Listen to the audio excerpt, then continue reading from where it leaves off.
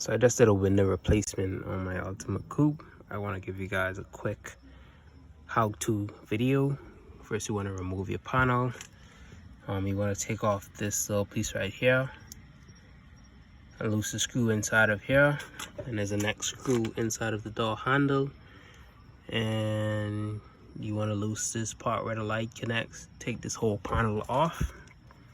Once your panel is off, you're going to come here, loose up these screws. You don't take off these screws with the flathead around. You don't need to loose that, but you do need to take off these ones that's all around, you know. And then you can leave this, you don't have to take this off. You just want to take off the outer screws around, not the ones with this kind of head. Don't take that off. You want to move this cover. There's a cover that goes here. It looks like this. It goes here. Once you remove that, you should see this.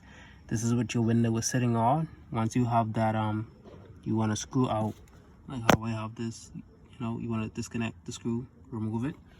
Once that's removed, then you want to slide your window in. The way you do that is you slide this section in first, in this corner first, and then you let this sit down. Then you want to match these up. Once they sit inside the bottom there, you're good. And you put everything back, and there you go.